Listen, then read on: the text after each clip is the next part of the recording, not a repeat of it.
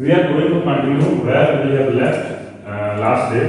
That's about the size of India. All of us know that India is one of the largest countries. Actually, that is on the seventh position in the world. We can see the extension of India from north to south and from west to east.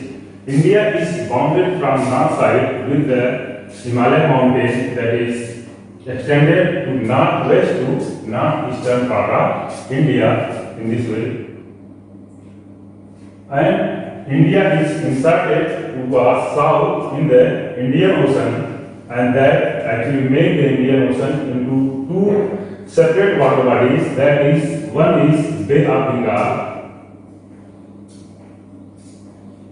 and second one is Arabian Sea.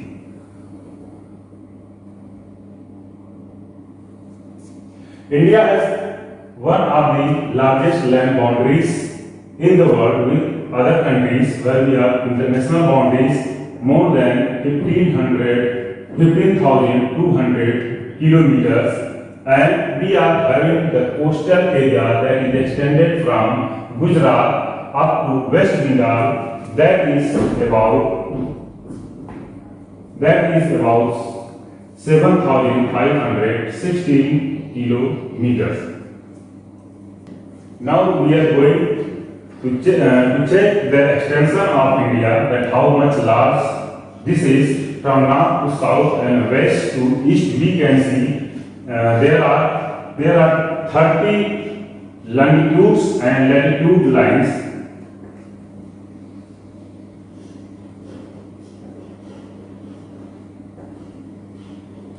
30 longitudes and 30 latitudes there is in India, that is telling us about the vastness of our country.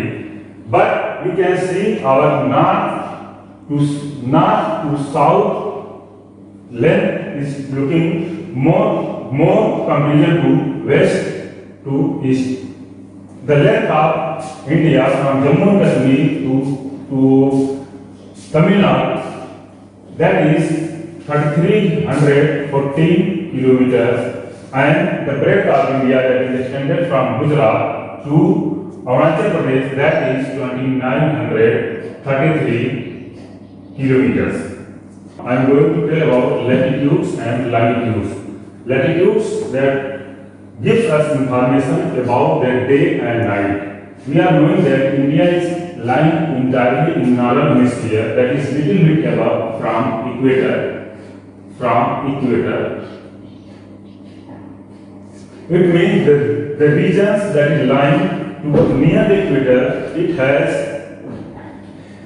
days and night equal.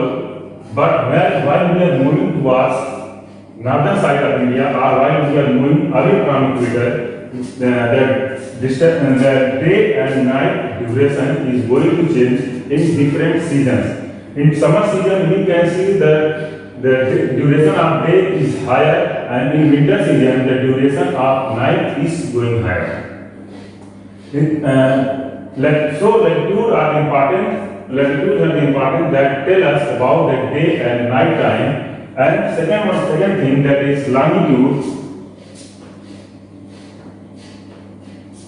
Longitudes tell us about the comparative study of time, comparison to GMT with the other countries. We are knowing that India is ahead about 5 hours 30 minutes from GMT. Because we are ahead 5 hours 30 minutes from GMT, because we have taken our standard time, that is taken from 82 degree 30 minutes east. So while we are going to calculate this one, that resulted us 5 hours 30 minutes ahead comparison to GMT. Why it is ahead? It is ahead because India is lying towards the right side of prime meridian. So we are having 5 hours 30 minutes ahead comparison to GMT. How it is ahead? We are going to calculate this. 82 degree 30 minutes. We are knowing that 1 degree, the gap between two longitudes is 4 minutes. So we are having ahead of 82 degree and 30 minutes, or we can say it half degree ahead. So 82 into 4, where 1 degree latitude stand to 4 minutes. So 82 into 4, that resulted 328 minutes.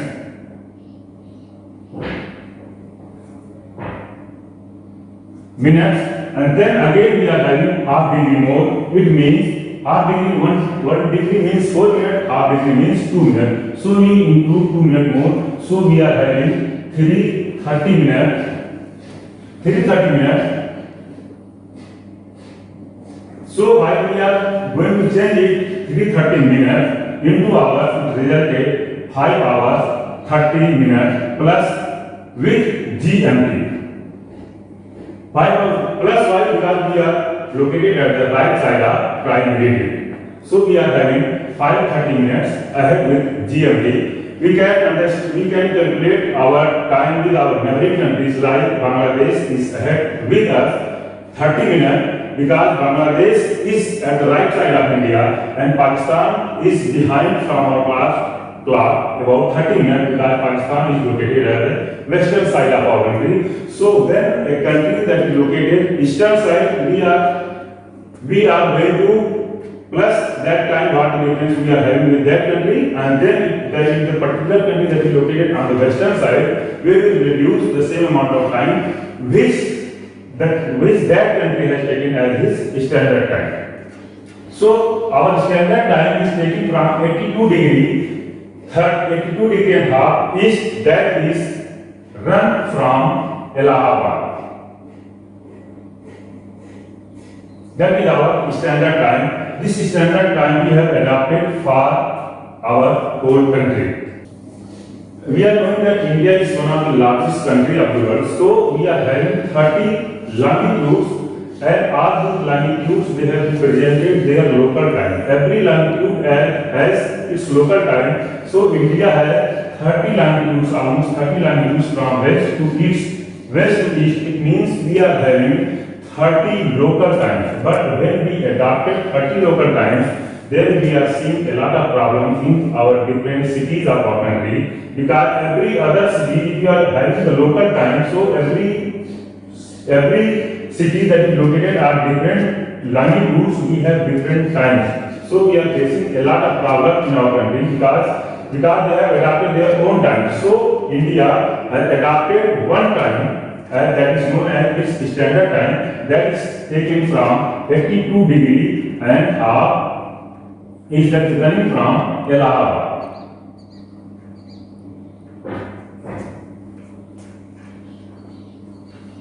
So this is our standard time.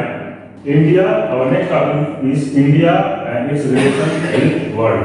As we are knowing that India has a very ancient culture. So from ancient time we are connected to the world with our land routes. That is more than 15,200 kilometers. We have connected to other countries, mostly from our neighboring countries and West Asia, and then China and some eastern countries of the world. We are connected. We are knowing that the northern part of India that is completely bounded with the Himalayas. So it is not easy to have good relation with other countries that is located at the northwestern side of India and northeastern side of India.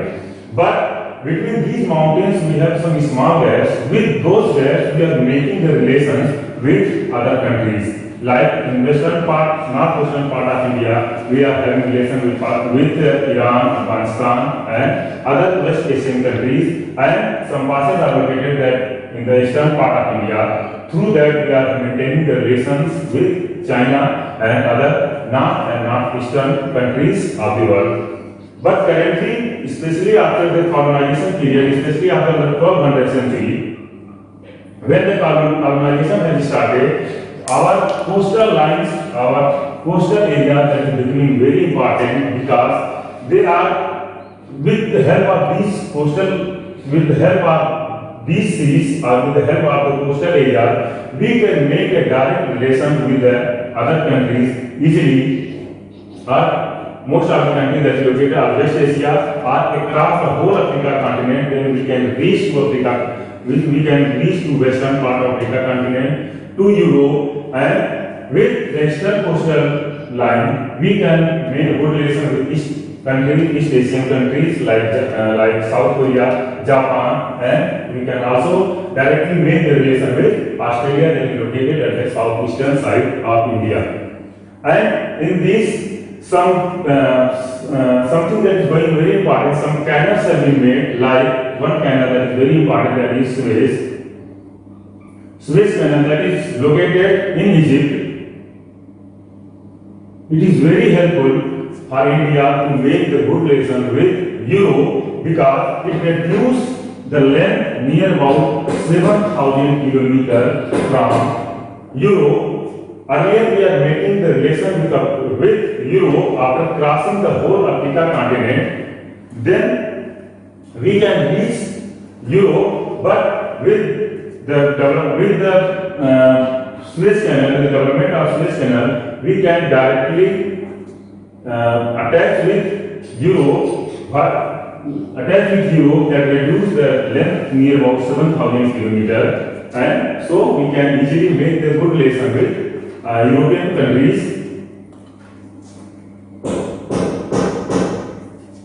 And after this, we are maintaining the relations with other countries. We can exchange the commodities, we can exchange the ideas from West Asia, from Europe, from Africa. A lot of things we can exchange, like we are having our ancient books, that is Ramayana, Mahabharata, and some other ancient books. With those, we can exchange our ideas with other countries, and a lot of different commodities and the culture, and a lot of things we can exchange with the help of these land boundaries from West Asia and from Europe. One more topic is there, the political division of India. We are knowing that there are 28 states and 7 union territories in India. And 7 union territories in India. Why we are having? Because we are studying this because we are having some old data in our books, but currently the region, right now we are having 28 states and 9 union territories. And these states they have been made with the language difference in our country. Earlier, during the time of independence, we are having 7 or 8 large states, but we are adopting different language. So, with the help of these, the language became the major idea to make some new states in our country. So, on the basis of language, we have divided these 8 major states to 28 smaller states on the basis of language. So right now we are having 28 states and 9 union territories currently. But according to your book, you have to follow 28 states and 7 union territories.